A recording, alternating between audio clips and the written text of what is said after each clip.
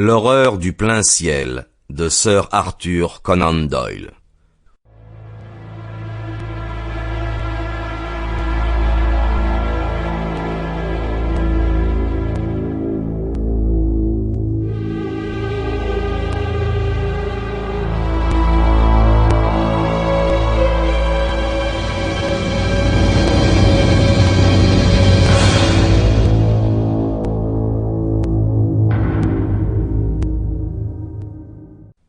Tous ceux qui ont eu à connaître de cette affaire ont renoncé à croire que le récit extraordinaire appelé le fragment de Joyce Armstrong soit une mystification forgée par un inconnu sous l'inspiration d'un humour dépravé.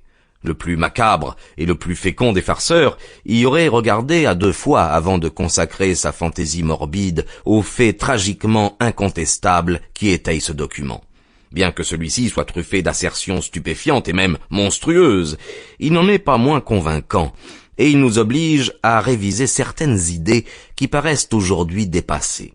Seule une marge insignifiante de sécurité protège le monde contre un danger inattendu.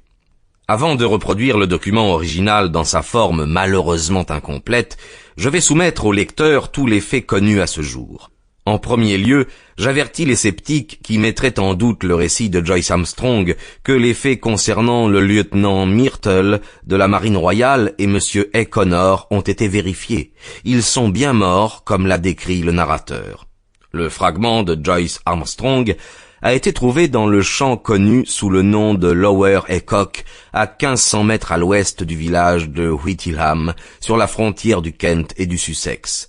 Le 15 septembre dernier, un ouvrier agricole, James Flynn, au service du fermier Matthew Dodd de Shawntree Farm à Whittleham, a aperçu une pipe de bruyère à côté du chemin qui longe la haie de Lower Aycock.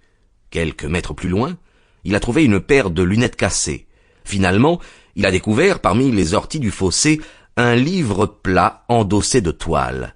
C'était un carnet de notes. Quelques feuillets s'étaient détachés et voltés au pied de la haie. Il a ramassé le tout, 3 feuillets malheureusement, dont les 2 premiers n'ont pu être retrouvés. L'ouvrier agricole a rapporté son butin à son maître. Celui-ci, à son tour, l'a montré au docteur J.H. Atherton de Hartfield. Ce gentleman s'est tout de suite rendu compte qu'une expertise était indispensable.